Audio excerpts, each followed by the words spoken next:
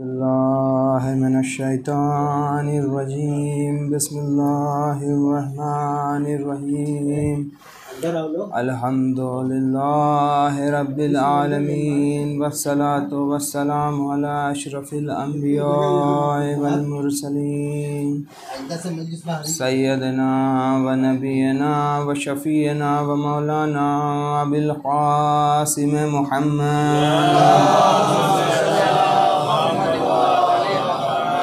अला आलिहि तय्यबीन अत्ताहिरीन अल-मासूमीन व लानतुल्लाहि अला अदाइहिम अजमईन।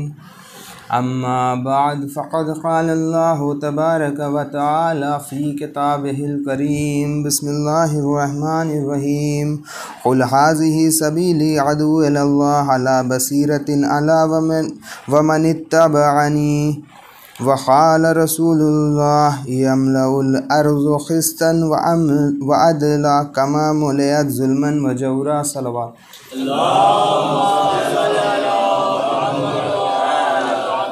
खुदावंद आलम का इंतहाई लुत्फ़ व करम है, इंतहाई एहसान है कि उसने हमें और आपको ये मौका दिया कि फ़र्श अज़ा पे आएँ इमाम हुसैन अलैहिस्सलाम का गम बर्पा करने के लिए। और अल्लाह जब किसी के लिए रहमत चाहता है, किसी अपने बंदे के अमाल ऐसे देखता है कि अल्लाह चाहता है कि बरकतों में इजाफ़ा करे, तो उसके दिल में इमाम के गम में इजाफ़ा कर देता है। लिहाजा उलमा बयान करते हैं कि जो इंसान मुहर्रम से पहले 40 दिन तक मुसम्मम इरादे के साथ ये कोशिश करे कि बातिल के रास्ते को छोड़ता रहे, गुनाह तर्क करता रहे, तो उसको इमाम हुसैन अलैहिस्सलाम के गम में रोने के लिए आंसू अता किया जाता है।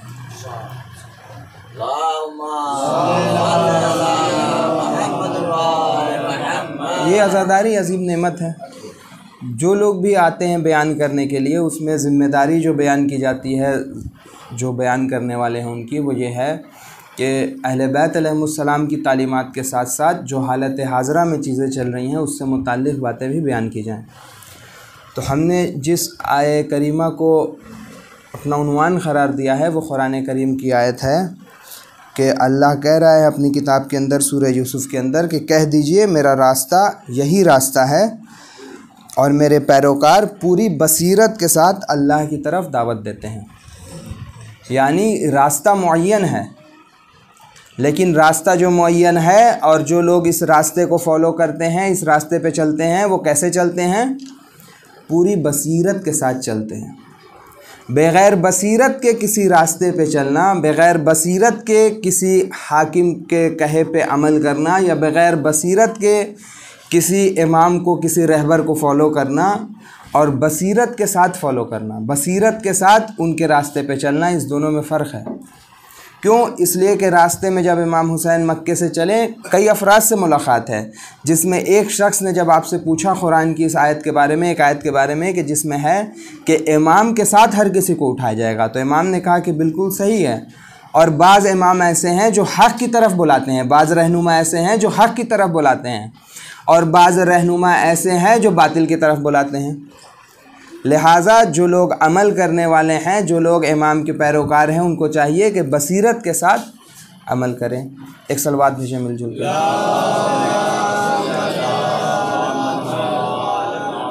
ये जो आज़ादारी है, इसका जो इमाम हुसैन अलैहिस्सलाम ने ख़ुद बताया मकसद, कि अपने क़याम का मकसद, कि इमाम के क़याम का मकसद क्या है, तो इमाम ने क्या बताया? एक ये बात बताई ज़माने के हालात से मुताल्लिक़ कि रसूल खुदा की सुन्नत को ख़त्म किया जा रहा है, बिदअतों को ईजाद किया जा रहा है, लिहाजा मैं अम्र बिल मारूफ़ और नही अनिल मुनकर के लिए निकला हूँ। ये एक मकसद इमाम ने बताया।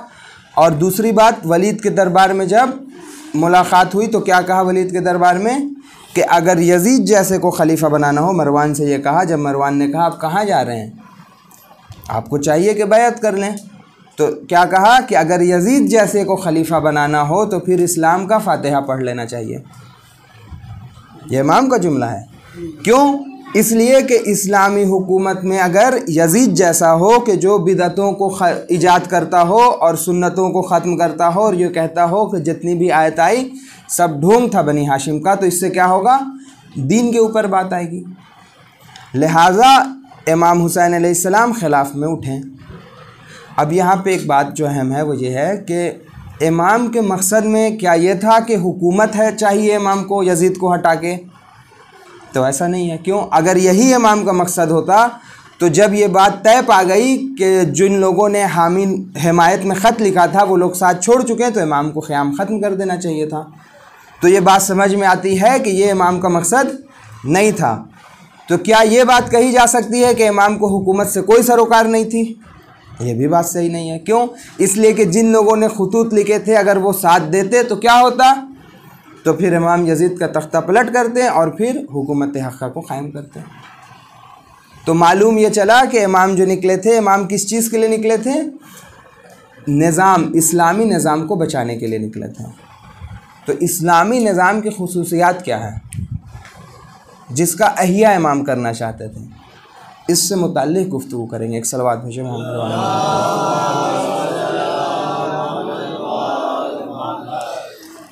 ये जो मैंने उन्वान क़रार दिया है इसकी एक वजह यह है कि आज सारी दुनिया में किसी भी जगह की आप बात कीजिए तो मज़हबी अक़लियत जो है वो मुश्किल में है। ग़ालिबन कमोबेश सारी दुनिया का यही हाल है। तो मेरा असल मौजू ये है कि इमाम की हुकूमत में मज़हबी अक़लियत का क्या किरदार है और इमाम ज़माना की हुकूमत में मज़हबी अक़लियत के साथ क्या रवैया होगा इमाम का। तो पहला सवाल ये है कि क्या इमाम ज़माना की हुकूमत में मज़हबी अक़लियत होगी या नहीं होगी? ये पहला सवाल। तो रिवायत में मिलता है कुरान के मुताबिक, अगर कुरान का हवाला मैं दूँ तो कुरान के मुताबिक अगर आप देखें तो ये मिलता है यहूद और नसारा से मुताल्लिक़ कि अल्लाह ने जब उनको गुमराह देखा तो उनके दिल में बोक्स डाल दिया और क़यामत तक ही ऐसा ही रहेंगे। तो यहाँ पे तफसीर में ये मिलता है कि चूँकि अल्लाह ने कहा है क़यामत तक ऐसा ही रहेंगे, इसका मतलब ये है कि क़यामत तक दूसरे मज़हब के लोग, यहूद नसारा और दीगर मज़ाहिब के लोग रहेंगे। क्यों? इसलिए कि अल्लाह ने कुरान में कहा है। तो जब ये लोग क़यामत तक रहेंगे तो इमाम की हुकूमत में भी होंगे। तो मज़हबी अक़लियत के साथ क्या रवैया होगा इमाम का? ये बात अहम है। क्यों? इसलिए कि हम हमेशा ये बात सुनते हैं कि रसूल खुदा सल्लल्लाहु अलैहि वसल्लम ने फरमाया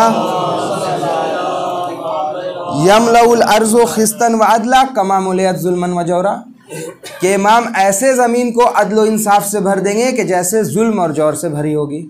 तो ये जुल्म और जौर से भरी हुई दुनिया को अदल इंसाफ से भरने का मतलब क्या है? क्या इसका मतलब ये है कि मज़हबी अक़लानियत ख़त्म हो जाएगी, अक़लियत ख़त्म हो जाएगी? नहीं, ये मतलब नहीं है, बल्कि मज़हबी अक़लियत होगी।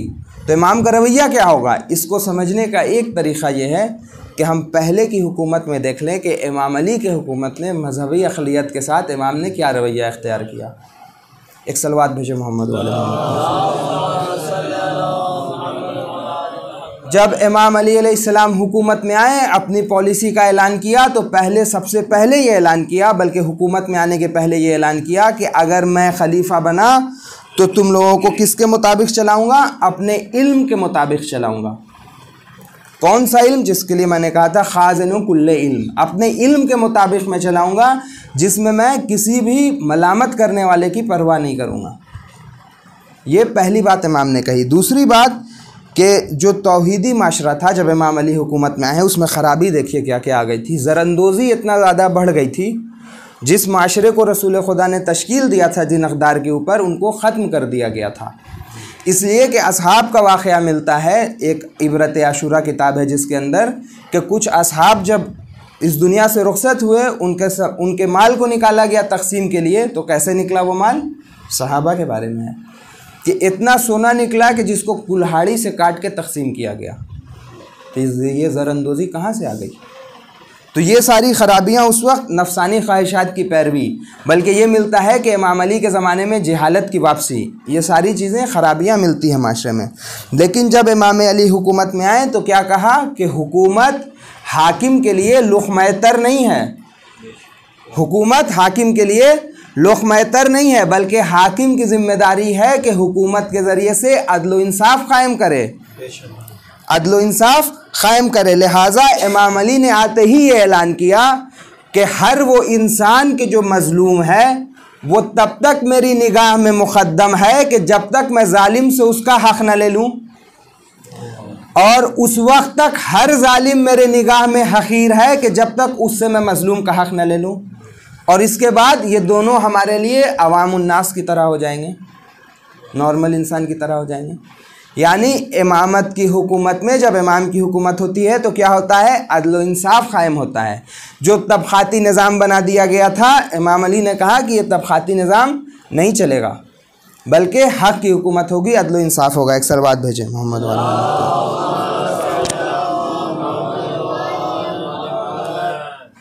तो मजहबी अक़लियत अगर हो तो उनके साथ रवैया क्या होगा। पहली चीज़ जिससे मुताल्लिक़ एक बात जो कहनी है वो ये है कि रसूल खुदा की हुकूमत में जैसे जिज़िया लिया जाता था, तो जिज़िये का फ़लसफ़ा ये था कि जो लोग भी इस्लामी हुकूमत में रहते हैं वो लोग क्या देते हैं, खुम्स देते हैं और ज़कात देते हैं। तो ऐसे अफराद के जो इस्लामी हुकूमत में हैं जिनके ऊपर खुम्स और ज़कात वाजिब नहीं है, यानी मजहबी अक़लियत के लोग हैं, तो उनके लिए टैक्स का क्या सिस्टम होगा, लिहाजा जिज़िया रखा गया। तो इससे क्या होगा, अदालत हो गई। जिन लोगों को खुम्स और ज़कात देना है वो खुम्स और ज़कात देंगे, बकिया लोग क्या देंगे, जिज़िया देंगे, अदालत हो गई। इसके अलावा इमाम अली की हुकूमत में अगर आप बात कीजिए तो सबसे बेहतरीन बात जो मजहबी अक़लियत के लिए मिलती है वो नहजुल बलागा में इमाम अली का वो ख़त है जो मालिक अश्तर को दिया।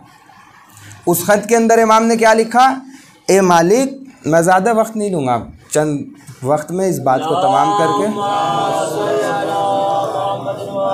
मौला अब्बास के फ़ज़ाइल और मसाइल। क्या कहा इमाम अली ने कि ए मालिक, मैं तुम्हें गवर्नर बना के भेज रहा हूँ ऐसी जगह का जहाँ दो किस्म के अफराद मिलेंगे।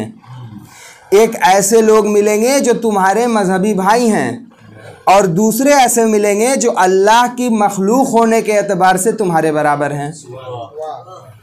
यानी मजहबी अक़लियत को इमाम अली अपनी हुकूमत में ये कह रहे हैं कि ए मालिक, तुम्हारे बराबर हैं, इसलिए कि वो भी अल्लाह के वैसे ही मखलूक हैं जैसे तुम हो। उसके बाद इमाम ये कह रहे हैं कि मुमकिन है कि उनसे कोई ख़ता हो जाए, मुमकिन है कि उनसे कोई ख़ता हो जाए, तुम उन्हें वैसे ही माफ़ कर देना जैसे ये चाहते हो कि अल्लाह तुम्हारी ख़ताओं को माफ़ कर दे।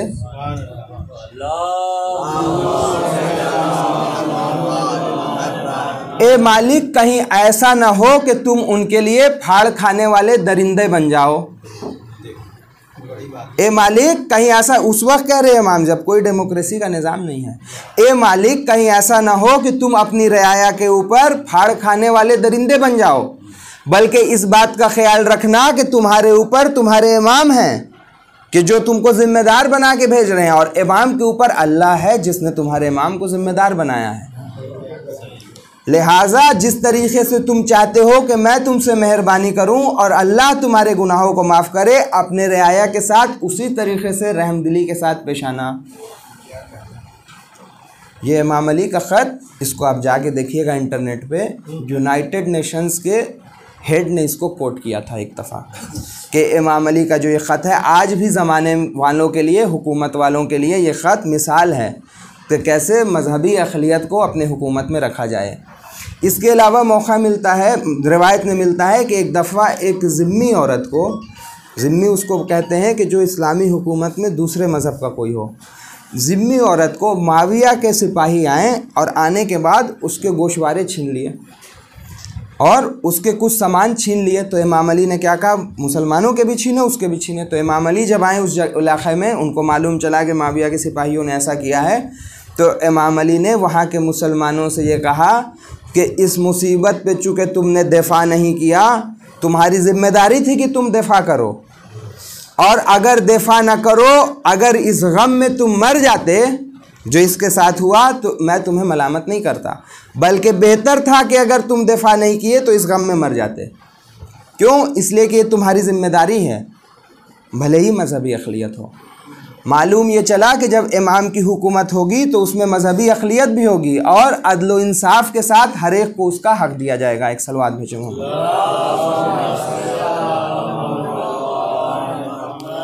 दूसरी बात जो है वो ये है कि फ़ैसला कैसे होगा,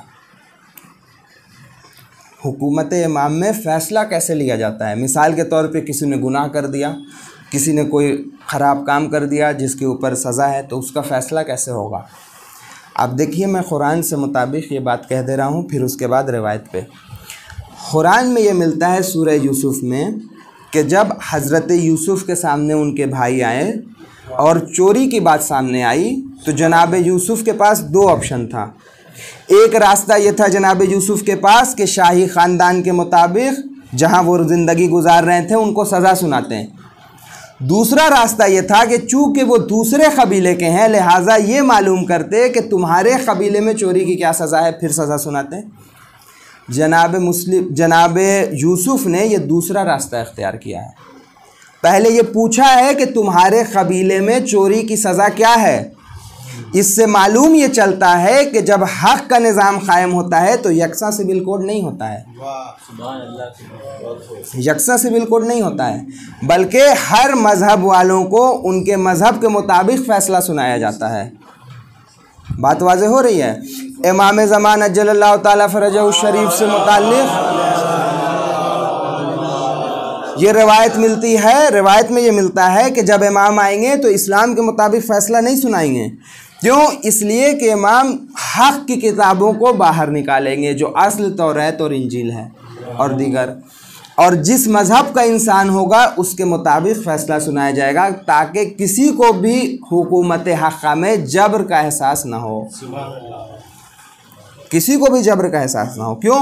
इसलिए कि हर इंसान को शहरी होने के नाते ये हक़ है कि जिस निज़ाम को वो अमल करता है उस निज़ाम के मुताल्लिक़ उसके लिए फ़ैसला सुनाया जाए। ऐसा नहीं होगा कि हक़ का बाजा बजा करके, तबला बजा करके एक ही तरीक़े से सबको नाम ले करके नाम नहाद जो किया जा रहा है वो कर दिया जाएगा, नहीं, बल्कि असल में जब हुकूमत हक़्क़ा कायम होगी तो हर किसी के साथ अदल इंसाफ के साथ पेश आया जाएगा। रसूल खुदा का कौल यूँ ही नहीं है कि ज़मीन इस तरीक़े से अदल इंसाफ से भर जाएगी, पुर हो जाएगी। मतलब क्या है कि जो जबरन किसी के ऊपर मुसल्लत कर दिया जाता है क़ानून, वैसा नहीं होगा, बल्कि वाक़ईन निज़ाम हक़्क़ा होगा। एक और सलवात भेजो मोहम्मद वाला।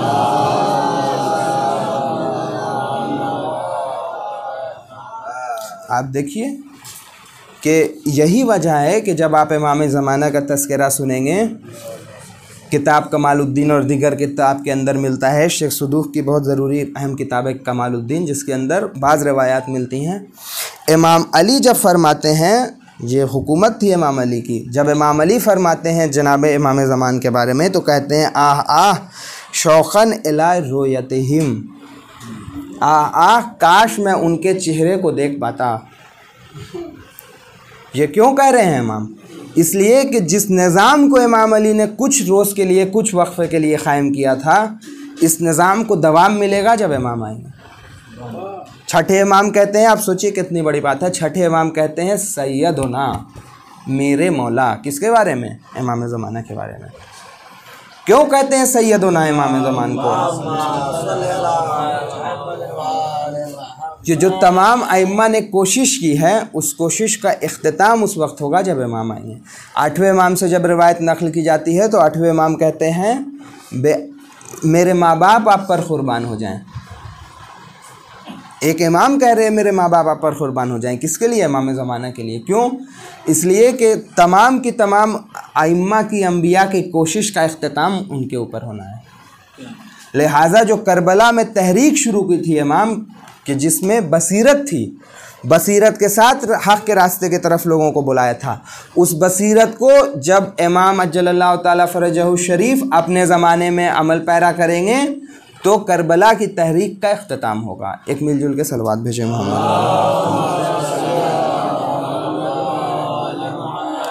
लिहाजा इस तहरीक की शुरुआत करबला से हुई है, और इस तहरीक का कि जो उस वक्त से शुरू होकर अब तक चल रही है, अलमदार बनाया है मौला हुसैन ने मौला अब्बास को।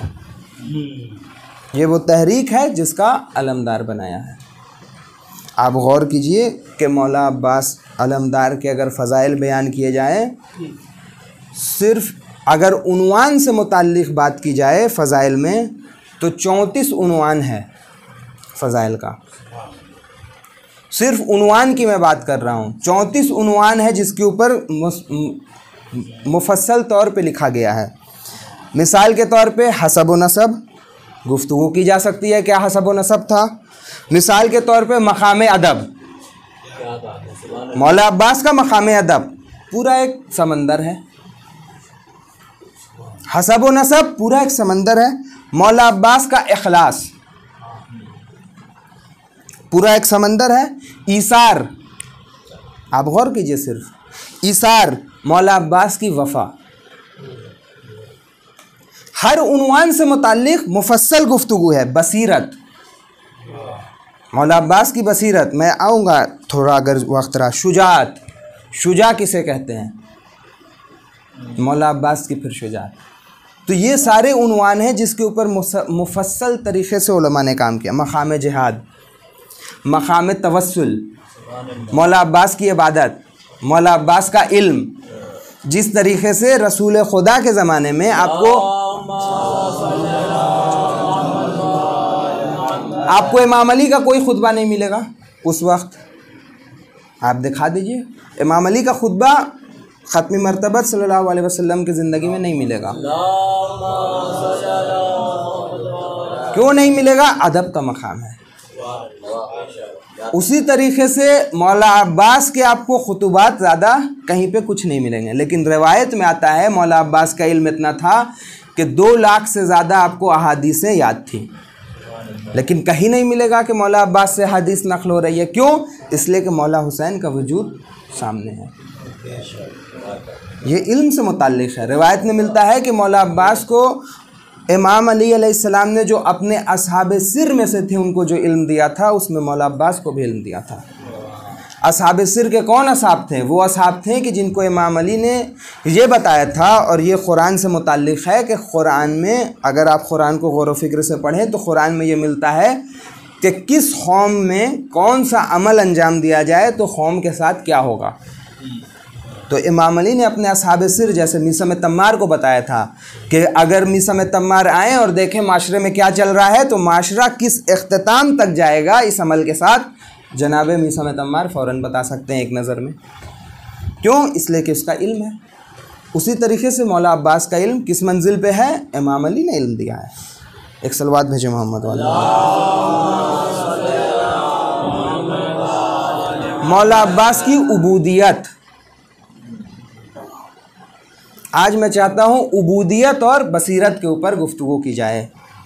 कभी और इंशाअल्लाह मौका रहा वफ़ा और दूसरे मौजू पे उबूदियत और बसीरत के ऊपर। एक सलवात भेजे मोहम्मद वाले।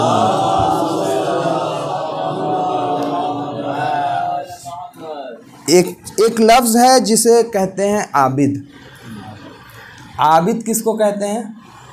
आबिद कहते हैं कि जो इबादत गुजार हो, यानी जो वाजिबात पे अमल करे और मुहर्रमात को तर्क करे, उसको आबिद कहते हैं। इबादत करता है, रोज़ा रखता है, नमाज़ पढ़ता है, आबिद कहते हैं। आबिद के अलावा एक मंजिल आती है, वो मंजिल आती है अब्द की, कि जब इंसान इबादत के ज़रिए से बंदगी के मरहले को तय करता है।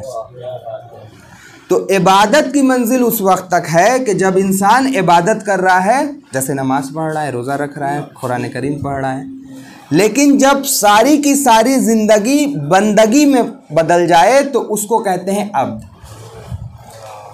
और अब्द महज वो होता है कि जिसके ज़िंदगी के अंदर सारे के सारे अमाल सिर्फ़ और सिर्फ अल्लाह के लिए हों।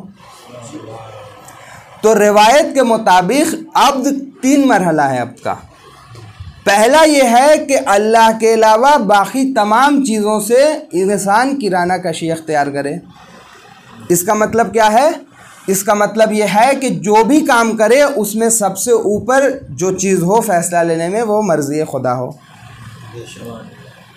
दूसरी मंजिल ये आती है कि जब किनारा कशी अख्तियार कर ले तो फिर अपने माशूक़ के पास इस तरीक़े से जाए कि फिर इंसान के ज़िंदगी में हर मरहले में सिर्फ़ और सिर्फ इश्क़ महज़ हो।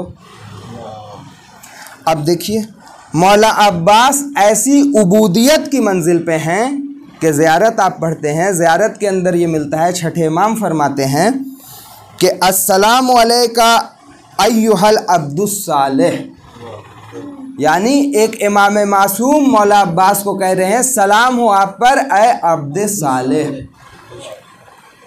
और अब्दुस सालेह के बाद छठे इमाम ने क्या कहा, अल मुतीउ लिल्लाहि वल रसूलिही। रसूल खुदा के ज़माने में मौला अब्बास नहीं है, लेकिन इसके बावजूद छठे इमाम कहते हैं कि जो अल्लाह के मुती थे और अल्लाह के रसूल के मुती थे। ये कैसे कह दिया छठे इमाम ने? इसलिए कि मौला अब्बास ने कोशिश इस मंजिल पे की है नुसरत इमामत में, मौला हुसैन की नुसरत में, कि गोया मौला हुसैन की नुसरत जो है वो नुसरत रसूल खुदा है। और फिर क्या कहा छठे इमाम ने, अल मुतीउ लिल्लाहि वल रसूलिही वल अमीरुल मोमिनीन। और फिर इमाम हसन का भी तस्करा है, यानी मौला अब्बास ने इतनी ज़्यादा कोशिश की कि उस काविश के मुताबिक उनको तमाम के तमाम, करबला में सारे शहीद हैं, सबको क्या कहा गया कि अल्लाह के रास्ते में जान कुर्बान दी। हर इमाम की ज़ियारत में यही मिलता है। इमाम ने जब ज़ियारत पढ़ी, लेकिन मौला अब्बास के लिए ख़ास करके कहा अस्सलामु अलैका या अब्दुस सालेह। तो इमाम अगर किसी को अब्दुस सालेह कह दे, यानी कि उसके ज़िंदगी में सिर्फ़ और सिर्फ बंदगी है, यानी मौला अब्बास जो हैं वो अब्द महज़ हैं।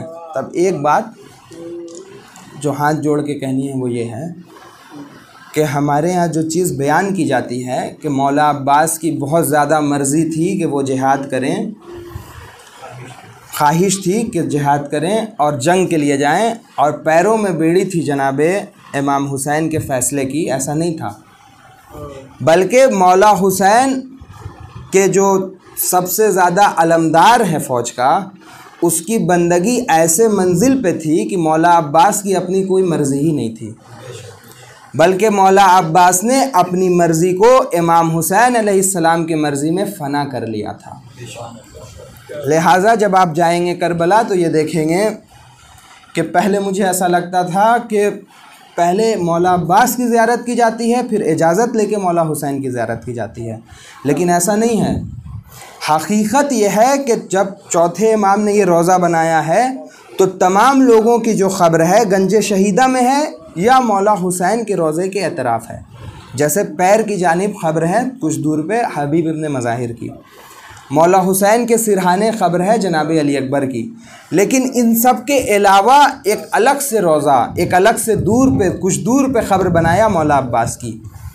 और सुन्नत ये मिलती है, तरीक़ा ये मिलता है ज़ियारत का कि पहले मौला हुसैन की ज़ियारत की जाए, उसके बाद इजाज़त लेके मौला अब्बास की ज़ियारत को जाया जाए। क्यों? इसलिए कि जब इमाम के रोज़े की ज़ियारत हो जाए तब बंदा जाके सामने देखे कि इमाम की नुसरत कैसे करनी है। ये वजह बयान की जाती। उस मंजिल पे थे मौला अब्बास, लिहाजा मौला अब्बास की ख़ुद अपनी कोई मर्ज़ी नहीं थी, बल्कि जो था वो इमाम हुसैन अलैहिस्सलाम के राह में मौला अब्बास ने दे दिया। इसलिए कि इम्तिहान जो लिया जाता है, आप देखिए शुजाअत की अगर मुताल्लिक़ बात करें, किसी शुजा का आप कैसे इम्तिहान लीजिएगा? तलवार के ज़रिए से। लेकिन मौला अब्बास इतने शुजा हैं कि अपनी शुजाअत का जो इम्तिहान दिया है वो सब्र के ज़रिए से दिया है। शुजाअत का इम्तिहान सब्र के ज़रिए से दिया है। ये मंजिल है मौला अब्बास की, ये उबूदियत की मंजिल है जो जिसके लिए कहा जाता है कि मौला अब्बास अब्द महज़ हैं, कि मौला हुसैन की मर्ज़ी के आगे मौला अब्बास की कोई मर्ज़ी नहीं है। अब कुरान से मुताल्लिक़ कि जो इंसान भी अल्लाह के मर्ज़ी के आगे सर तस्लीम खम करे, अल्लाह उसको क्या अता करता है? फ़ुरक़ान व बसीरत। तब यहाँ से मौला अब्बास की बसीरत के ऊपर गुफ्तगू की जा सकती है कि मौला अब्बास की बसीरत किस मंजिल पर थी। मैंने आपसे ये कुरान की आयत पढ़ी कि जो फॉलो करते हैं इमाम के पैरों हैं और अल्लाह की तरफ बुलाते हैं, किस तरीके से? बसीरत के साथ। एक सलवात पढ़े मिलजुल के।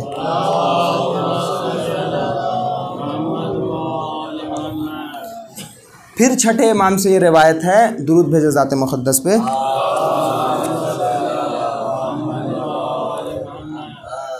काना अम्मुनल अब्बास नाफ़िज़ल बसीरा, मेरे अम्मू अब्बास बसीरत में डूबे हुए थे, नाफ़िज़ुल बसीरा। और उसके बाद क्या कहते हैं? वस्सुलबल ईमान, उनका ईमान मुस्तहकम था। छठे इमाम कह रहे हैं बसीरत में डूबे हुए थे। बसीरत गोया नाफिज थी उनके अंदर और ईमान उनका मुस्तहकम था। तो बसीरत नाफिज का मतलब क्या है? देखिए रिवायत के अंदर क्या मिलता है। नाफिजुल एक मौका वो होता है कि इंसान जो है वो हक़ और बातिल के बीच में फ़र्क कर पाता है, तो इस इंसान को कहते हैं साहिब बसीरत है। मौला अब्बास की ये मंजिल नहीं है, वरना साहिब बसीरत कहते छठे इमाम। छठे इमाम ने क्या कहा, नाफिजुल बसीरा, यानी बसीरत की जो आखिरी मंजिल है उस पे मौला अब्बास फायज़ हैं। तो बसीरत की आखिरी मंजिल पे फायज़ होने के बाद क्या होता है, तो जो मैंने कहा कि इमाम अली के असहाब सिर के पास जो इल्म था, मिसाल के तौर पे आलम इल्मो बलाया व मनाया का इल्म, इस तरह का जो इल्म इमाम ने अपने ख़ास असहाब को दिया था, वो सारा इल्म मौला अब्बास के पास था। और मौला अब्बास की ज़िंदगी में एक खुतबा मिलता है जो रिवायत में मिलता है, वो खुतबा मक्के में काबे के छत पे चढ़ के जो दिया था।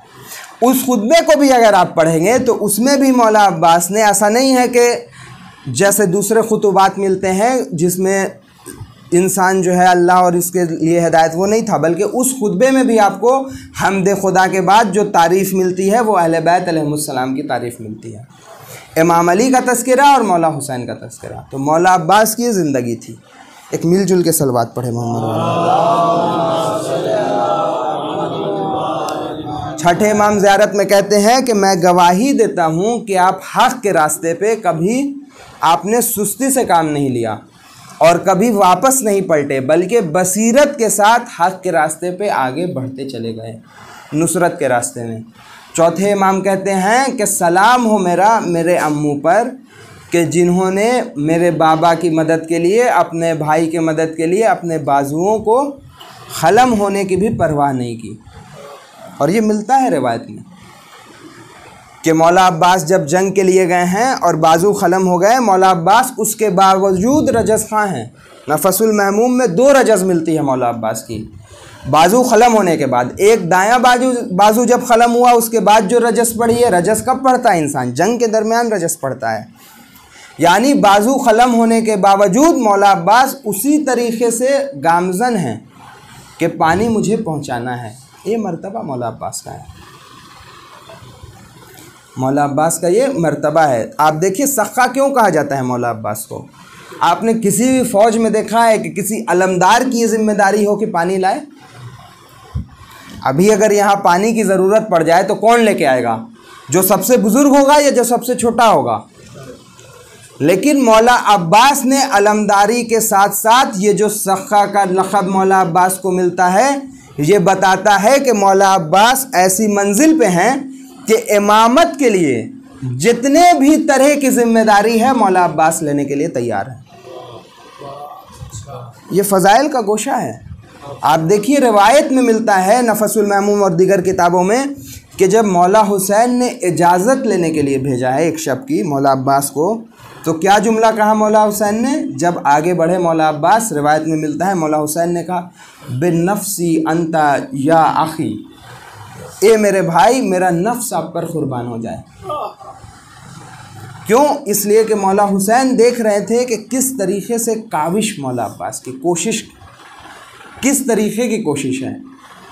जब देखा कि फ़ौज अश्किया इतनी ज़्यादा है, 3 दिन की भूख और प्यास में जब कुआं खोदना शुरू किया, तो रिवायत में 9 कुएँ खोदने तक की बात आपको मिलेगी कि एक के बाद एक खोदते चले गए कि शायद पानी मिल जाए, लेकिन नहीं मिला। मौला अब्बास के फ़ज़ाइल में आपको ये बात मिलेगी कि 5 इमामों ने आपके बाजुओं का बोसा लिया है। 5 इमामों ने आपके बाजुओं का बोसा लिया है। जब विलादत हुई, इमाम अली ने बाजुओं का बोसा लिया तो गिरिया किया। गिरिया करने के बाद इमाम अली ने गवाही दी है आपकी नुसरत की कि मेरा ये फ़र्जंद मेरे बेटे हुसैन की नुसरत करेगा और उस नुसरत में इसके बाजुओं को ख़लम कर दिया जाएगा। इमाम अली जैसा इमाम मुत्तक़ीन आपकी नुसरत की गवाही दे रहा है। ये मौला अब्बास की मंजिल है। अजीब फ़जीलत है मौला अब्बास की। क्या अज़ीमुश्शान मौला अब्बास की ज़ात है कि हर किसी का मसाइब आपको करबला में मिलेगा, लेकिन मौला अब्बास का मसाइब उस वक्त शुरू होता है जब ये सफ़र शुरू हुआ था, कि जब जनाब ज़ैनब ने कहा था कि ए अब्बास पहले मुझसे वादा करो कि जिस शान से ले जा रहे हो उसी शान से वापस लाओगे। यहाँ से मौला अब्बास का मसाइब शुरू होता है। उलमा बयान करते हैं कि अल्लाह का शुक्र है कि हम तक कुछ रिवायतें नहीं पहुँची, वरना कुछ लोग ऐसे थे जो बर्दाश्त नहीं कर पाते। मिसाल के तौर पे अगर ये रिवायत मिल जाती कि मौला अब्बास ने सारा रास्ता मदीने से करबला तक छोटे छोटे बच्चों का कैसे ख्याल रखा, जनाब क़ासिम का कैसे ख्याल रखा, तो फिर मौला अब्बास के सामने जब ये गुलबदन शहीद होके आ रहे थे, क्या एहसास होता होगा मौला अब्बास का? बर्दाश्त करना मुश्किल हो जाता। ये ज़ात है मौला अब्बास की। मौला अब्बास के बारे में ये मिलता है कि जब किसी को भी मुश्किल आती थी तो अहले बैत के घराने से तवस्सुल करता था, लेकिन जब अहले बैत के घराने पे मुश्किल आए इसलिए मांगा है इमाम अली ने। आप देखिए, अगर कोई भी बेचैनी में मुब्तला हो तो अल्लाह को किसका वास्ता देता है? पंजतन पाक का वास्ता देता है। लेकिन इमाम अली को जब ये एहसास हुआ कि पंजतन में से कोई फ़र्द मुश्किल में हो, कोई मददगार ना हो, तो कौन मदद करेगा? लिहाजा मौला अब्बास के लिए दुआ किया। ये मौला अब्बास। मसाइब भी मौला अब्बास का अजीब है। बस एक रिवायत और फिर उसके बाद मजलिस तमाम। वो ये कि मौला हुसैन ने एक जुमला कहा है, मौला अब्बास ने जब आवाज़ दिया, अल-आन इन कसरा ज़हरी, ए मेरे भाई तेरे मरने ने मेरी कमर तोड़ दी। ये जुमला मौला अब्बास का न अरब में इस्तेमाल होता था, न इसके पहले किसी ने इस्तेमाल किया है। क्यों? इसलिए कि कुरान ने भाई को क़ुव्वत बाजू कहा है।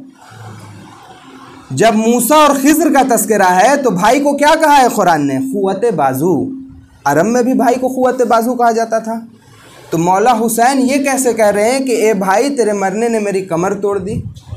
मौला हुसैन ये बताना चाहते हैं कि अगर बाजू की क़ुव्वत ख़त्म हो जाए तो इंसान चल फिर सकता है, ज़िंदगी गुजार सकता है। ए अब्बास अल-आन इन कसरा ज़हरी, तुम मेरी क़ुव्वत कमर थे। ए अब्बास जब तुम चले गए तो अब ये हुसैन क्या करे? अजीब ज़िंदगी मौला अब्बास की। मौला अब्बास जब आए हैं इजाज़त लेने के लिए, ठहर के मैं पढ़ूँगा, कोई जल्दी। मौला अब्बास जब आए इजाज़त लेने के लिए तो आक़ा मुझे भी इजाज़त दीजिए। मौला हुसैन ने कहा कि ए अब्बास तुम तो मेरे लश्कर के अलमदार हो। क्या जवाब दिया? आक़ा वो लश्कर ही कहाँ रहा जिसकी मैं अलमदारी करता था, सब शहीद हो गए आक़ा। एक मरतबा अब जो अलतश की खैमे से आवाज़ आई है, इस बात को, जुमले को याद रखिएगा, ये अलतश की आवाज़ उस वक्त तक आई है जब तक मौला अब्बास ज़िंदा हैं। जब अलम ले के मौला हुसैन चले आए, किसी रिवायत ने नहीं नकल किया कि किसी बच्चे ने अलतश कहा हो। क्यों? इसलिए कि बच्चों की आस थे मौला अब्बास। जब अलम वापस आ गया, सबको मालूम चल गया कि अब पानी का इंतज़ाम नहीं हो सकता है। एक मरतबा जो अलतश की आवाज़ आई, इजाज़त लेके आगे बढ़े। एक मरतबा जनाब ज़ैनब ने सारे बच्चों को जमा किया। जमा करने के बाद कहा, बच्चों देखते रहो जब तक अलम आ रहा है, उम्मीद जिंदा है। एक मरतबा मौला अब्बास जंग कर, अब जो अलम दाई जानिब झुका, सकीना ने कहा, बच्चों दुआओं के लिए हाथ उठाओ, अपने अपने कूजे लेके आओ। एक मरतबा अलम बाई जानिब झुका। ए आज़ादारों, ये जो अलम बाई जानिब झुका, बाया बाजू शहीद हुआ। इसके बाद गालिबन 400 मीटर का फासला है जहां पे मस्जिदी यानी अली का बेटा 400 मीटर तक बगैर दोनों बाजुओं के, तीरों के हमले में, तलवारों के हमले में, नेज़े के हमले में बढ़ता रहा कि शायद पानी पहुंच जाए। लेकिन किसी शख्स ने ऐसा तीर चलाया, अब जो मश पे हमला हुआ, मौला अब्बास ने घोड़े को फिराया। घोड़े को फिर एक मरतबा आवाज़ दी, आगा आखिरी सलाम कबूल करो। मौला हुसैन ने 3 तरीके से गम का इजहार किया है। एक मरतबा जुमले से कहा, अलान इन कसरा ज़हरी, ए भैया अब्बास तुम्हारे जाने ने मेरी कमर तोड़ दी। दूसरा तरीका ये था कि जब लौटने लगे अलम लेके तो बीबियों बच्चों के लिए कहा, वो अनखता रजई या आखी, ए अब्बास तेरे जाने से भाई की उम्मीद टूट गई, ताकि बच्चों को मालूम चल जाए कि तुम भी पानी की उम्मीद छोड़ दो।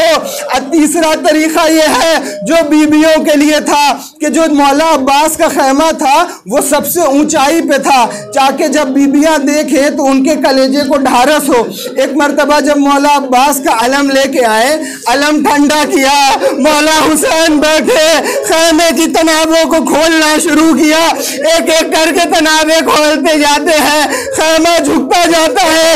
अब जो खैमा नीचे आया मौला अब्बास का, गोया मौला अब्बास कहते हो ए ज़ैनब मैंने उम्मीद छोड़ दी, मेरी कमर टूट गई है ज़ैनब, तुम भी अब उम्मीद छोड़ दो, पर्दे का मुहाफिज चला गया। मौला अब्बास के जाने के बाद गम का इजहार मौला हुसैन ने इस 3 तरीके से किया। जनाब ज़ैनब ने कैसे गम का इजहार किया? एक मरतबा जब असर आशूर आई, मौला हुसैन मख्तल में है, जनाब ज़ैनब तिल्ला ज़ैनबिया पे हैं। एक मरतबा नजफ का रुख किया, ए बाबा मेरी मदद को आइए, ए बाबा मेरी मदद को आइए, मेरा माजाया हुसैन शहीद किया जा रहा है। नजफ से कोई जवाब ना आया। एक मरतबा दोबारा आवाज़ दी, कोई जवाब ना आया। एक मरतबा फराद का रुख किया, ए बाबा अगर मेरा अब्बास जिंदा होता तो ये ज़ैनब आपको न बुलाती। ए बाबा मेरा अब्बास मारा गया, ए बाबा अगर मेरा अब्बास जिंदा होता तो ये ज़ैनब आपको आवाज न देती। एक मरतबा चौथे इमाम से रिवायत मिलती है कि मैंने देखा कि एक मौका था कि इस रास्ते में कूफे के सकीना को प्यास लगी, लेकिन सकीना किसी से बता नहीं रही है। क्यों नहीं बता रही है? जब तक मौला अब्बास जिंदा थे कम से कम सकीना कह दिया करती थी चचा प्यास मारे डाल रही है, लेकिन सकीना अब नहीं बता रही है क्योंकि पानी की जो उम्मीद थी चला गया। अब अगर सकीना बताएगी तो कोई ताजियाने मारेगा, कोई तमाचे मारेगा। मातम हुसैन।